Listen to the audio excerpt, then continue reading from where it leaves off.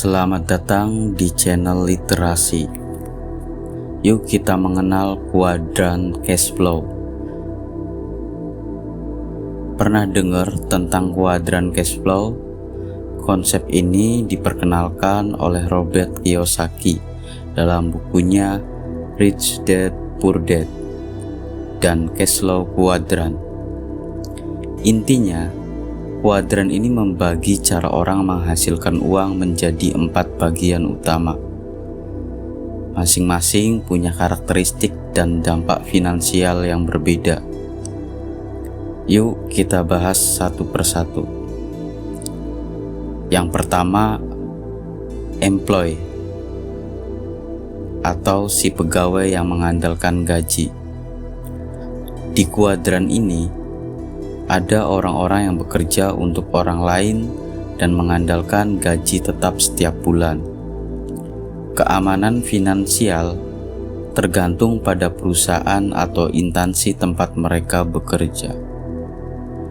Ciri khas seorang employee punya gaji tetap, dapat tunjangan dan benefit. Pekerjaannya relatif stabil. Namun, kekurangannya terbatas pada jam kerja dan sulit mencapai kebebasan finansial karena harus terus bekerja.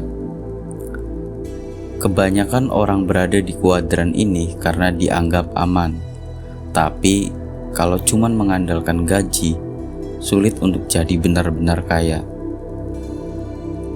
Yang kedua, self-employed. Si spesialis yang jadi bos untuk dirinya sendiri. Di kuadran ini ada dokter, pengacara, freelancer, atau pemilik usaha kecil yang bekerja sendiri tanpa tergantung pada orang lain. Bedanya dengan employee, mereka tidak punya bos, tapi tetap harus bekerja untuk mendapatkan uang. Ciri khas seorang self-employed lebih bebas dibanding employee. Penghasilan bisa lebih besar. Punya kontrol penuh atas pekerjaannya. Namun, kekurangannya harus selalu bekerja. Jika berhenti kerja, penghasilan juga akan berhenti. Dan masih bergantung pada waktu dan tenaga sendiri. Orang-orang di kuadran ini punya kebebasan lebih, tapi tetap harus menukar waktu dengan uang. Yang ketiga, business owner, si pemilik sistem yang bisa berjalan sendiri. Nah, ini mulai masuk ke level berbeda. Seorang business owner tidak hanya bekerja, tapi menciptakan sistem bisnis yang bisa berjalan sendiri. Mereka punya karyawan yang menghasilkan uang, bahkan saat mereka sedang liburan. Ciri khas seorang business owner tidak harus selalu bekerja untuk menghasilkan uang. Bisa memperbesar bisnis tanpa batas dan memanfaatkan tim untuk bekerja. Namun, kekurangannya butuh modal dan kelebihan untuk membangun bisnis. Dan resiko lebih besar jika bisnis tidak berjalan baik. Orang-orang di kuadran ini mulai benar-benar memiliki kebebasan finansial karena uang tetap mengalir meskipun mereka tidak terlibat langsung setiap hari. Yang keempat, investor atau si pemilik aset yang menghasilkan uang. Kuadran terakhir adalah investor.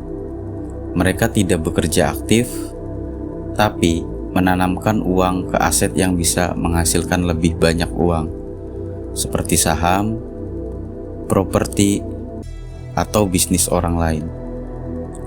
Ciri khas seorang investor, uang bekerja untuk mereka, bukan sebaliknya.